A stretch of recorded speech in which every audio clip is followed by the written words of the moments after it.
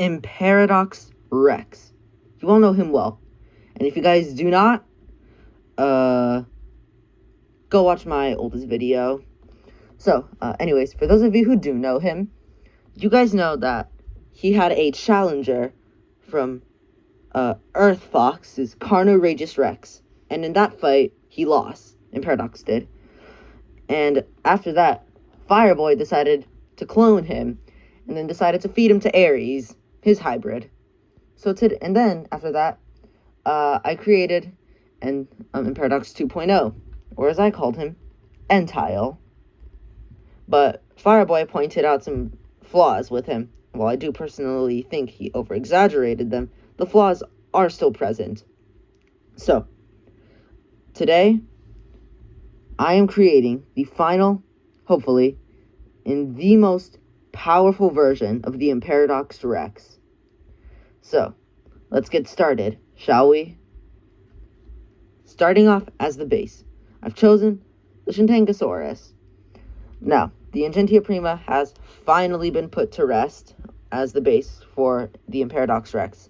And while it does feel bad putting it away, the Shintangosaurus is overall just a better pick, because it provides large size. It also provides just a build that works well with what I want from this guy, which is to be an absolute powerhouse and to take out other hybrids in his size class. And there's a specific purpose that this guy will have later that you guys will find out. So, Shintangosaurus is the base. Next up, we have my personal favorite animal, the Komodo dragon.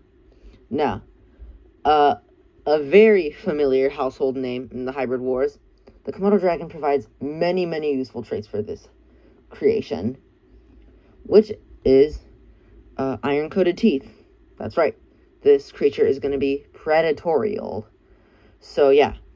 And the reason I chose Komodo dragon for iron teeth instead of something like the short-tailed shrew is because the Komodo dragon's biting style just meshes better with the biting style that this creature will have. So that is why the Komodo dragon was chosen over the short-tailed shrew. Overused, and, by the way, short-tailed shrew is overused, and I hate it, okay? I don't care what any of you guys say. So, the Komodo dragon will also provide the Jacobson's organ, as well as the forked tongue, to allow it to be able to track it down and have a good sense of smell. The Komodo dragon also allows this guy to eat any type of meat, even the most putrid kind. So this guy will pretty much never starve, which is a very useful trait. I mean, it won't be helpful for this hybrid, but I just thought, why not just add it? So, the Komodo dragon will also provide the scales, to provide some armor, which will be further augmented later. So, and by later, I mean now, with the Black Caiman. Now, what does this crocodilian provide for us? Well, the Black Caiman provides many beneficial factors, such as scoots, which will further enhance the armor in making it more durable. The Black Caiman will also provide vascular constriction, which if this guy which in Emparadox 3.0 gets like a nasty wound, the vascular constriction will allow him to cut off blood flow and will ensure that he does not bleed to death. The Black Caiman will also provide the nictitating membrane, which a lot of hybrids these days use spitting cobra or bombardier beetle. And, well, very few of them manage to use it correctly. The few that do are going to be a pretty big threat. So I decided to add the nictitating membrane just to add some protection, pretty much acting like a battle mask for the eyes. But that's not the only traits the Caiman provides, such as the immune system. Now, these guys have a very, very robust immune system, capable to resist many types of venoms and pathogens. So it's going to be a very useful trait that the Black Caiman provides. We will also be taking a part of the eye called the tapetum lucidum. What a name. And that part of the eye will enhance night vision. So this guy will not only be able to see in the day, but also in the night, which is a very useful trait inherited from the Black Caiman. Now, why choose the Black Caiman? Why not something else, like the African dwarf crocodile?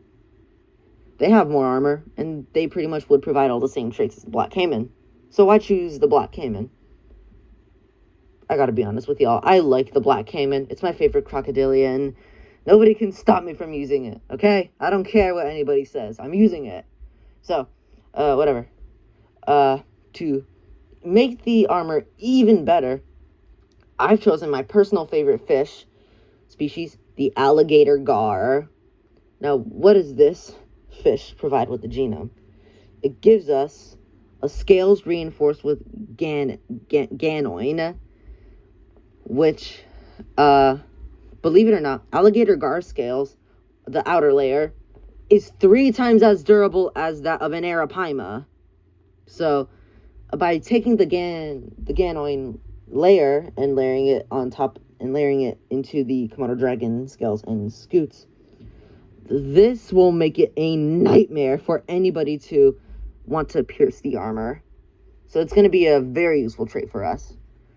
Now, I know that there's the flaw of alligator gar scales rotting above water, and I know that somebody's going to put that in the comment section, but I will not be taking the entirety of the scales, just the ganoid layer, so I can completely avoid the rotting. The alligator gar is also an air-breathing fish, so just, we'll keep this hybrid relatively congruent. Relatively, because it is still a fish. Now, you move on from armor to offense with the giant anteater. Now, what does this guy provide? Well, I don't know, just these claws? Yeah, look at those. They are sickle-shaped, sharp, and capable of piercing into concrete, hard termite nests.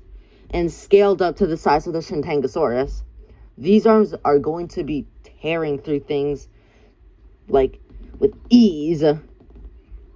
And the giant anteater arms, well, sure, they're very strong. That's not enough for me. I need them to be more powerful. And we can do this by implementing the grizzly bear. You see that giant hump? Yeah, that is pure muscle for the arms. So you see, that giant hump provides extra arm attachments for the to make the swings even deadlier.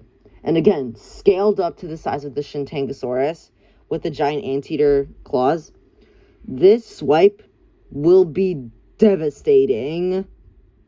So, grizzly bear is a very useful contributor. However, that's still not enough for me. So we can do this by implementing the Lestodon. So, you see, the reason I've decided to add this giant ground sloth was for their enlarged left radius, which is a part of the skeleton a part of the body skeleton in your arms, bone in your arm. And by enlarging the left radius, we can ensure that this hybrid will still be able to carry itself under its immense weight, because I don't want this guy to be collapsing in on himself. And the enlarging of the left radius will even more so enhance the arm swing force. So, yeah. But that's still not enough for me. I need more arm. I need more power. And we can do this with a giant panda. Now, what does this goofy little booger add to the genome? Now, this guy provides a very dexterous thumb. And why choose panda above, like, a bonobo or a chimpanzee or orangutan? Well, you see, I find those guys to be very overused, and panda to be very underused. Like, I haven't seen anybody use panda in the genome of their hybrids. So I wanted to give the guys some representation. And also, just because this guy has a pseudo thumb, it's not fully developed, don't underestimate their dexterity. They are capable of wielding bamboo as if it was a human wielding a staff. So yeah, the dexterity is going to be very useful. And by the way, I forgot to mention this, but Lestodon also provides mammalian bone density to make the skeleton stronger, because we have outer armor. Now we need to have inner armor. So yeah, Lestodon provides mammalian bone density. Very useful. So, more offense. We have the Diplodocus, which will provide the whip-like tail to give it more degrees of defense, allowing it to defend itself from behind. The Diplodocus also gives this hybrid the ability to rear up on its hind legs, which stays congruent because the Shantangosaurus and Komodo dragon, as well as the grizzly bear, are capable of this. But the grizzly bear, to a lesser extent, will be present here because, it's just not, the hip anatomy is just not very congruent. But it still does provide extra instinct to rear up on its hind legs. And this hybrid will fight in a very similar way to a grizzly bear, where it'll just wrestle the opponents down and pummel them with the flurry of attacks.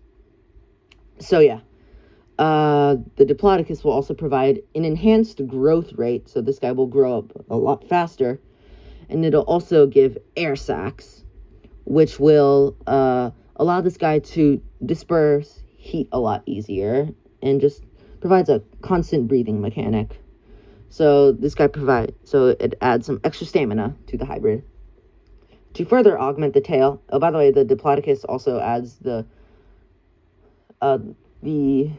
spines running down the back. While they are very small, they are still present, okay? So next up is the stonefish, which will provide these spines, but instead, they will be placed on the tail as a method of injecting venom. However, it will not be the stonefish venom that we use. It'll be another contributor's. And the same thing goes with the Komodo dragon. It will provide the ability to have venom in the saliva, but it won't be the venom of the dragon that we use. So that's the stonefish. And speaking of the venom, I've chosen the Russell's Viper.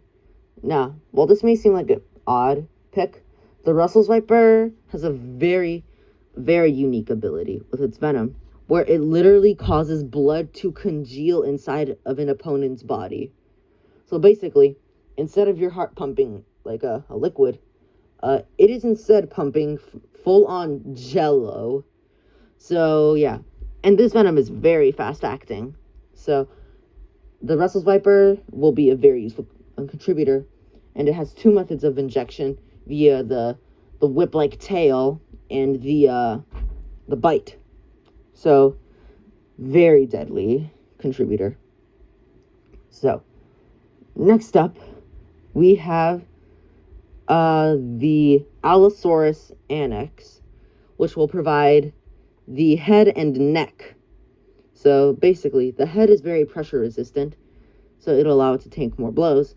But the skull of the Allosaurus and the neck will be used in order to give this hybrid like a slicing bite to cause bleeding. And what else? The Allosaurus also gives it extra instincts to fight with its arms, just in case. So, Allosaurus annex is this genome contributor. Next up, you have the vampire bat, another very familiar household name of the hybrid wars. So what does this little monster provide for us? Well, it provides the ability to metabolize iron, turning the scutes coated in a layer of ganoin, will be then coated in a layer of iron, but it will only be the scutes, not the rest of the scales, just the scutes, okay? The vampire bat also provides echolocation. I'm not taking the heat vision. I will only be taking echolocation, okay?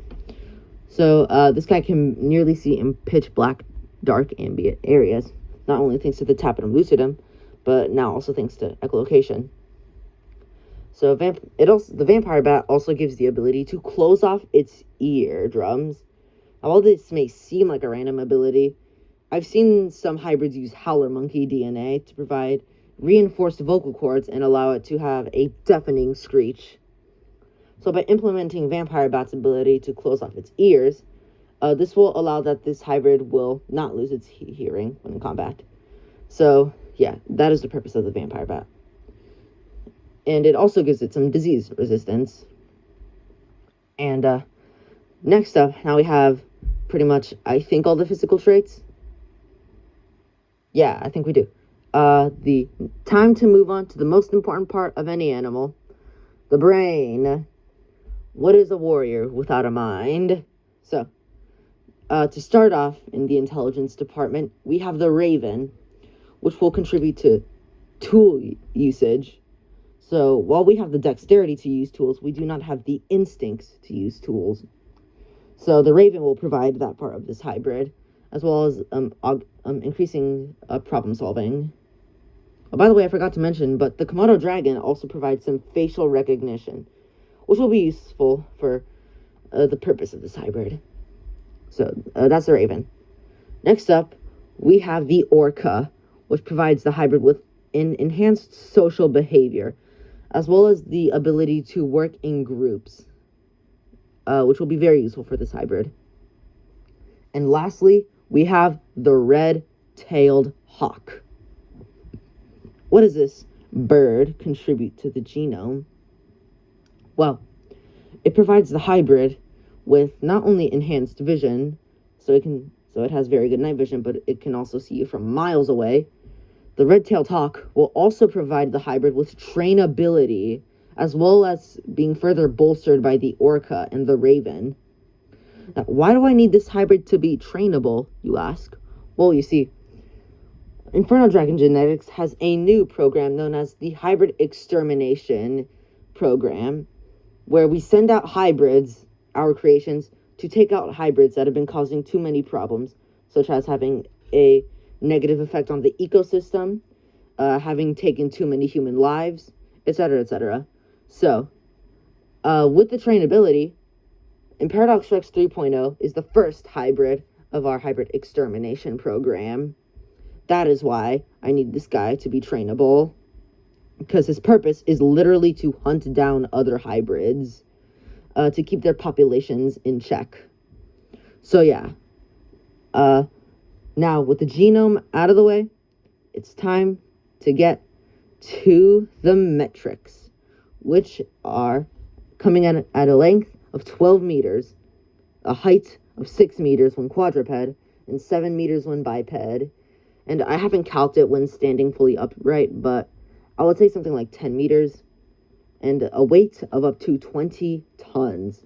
This guy is absolutely beefy, and he can get to 20 tons because of the Shantangosaurus base body with Diplodocus increasing the size, as well as the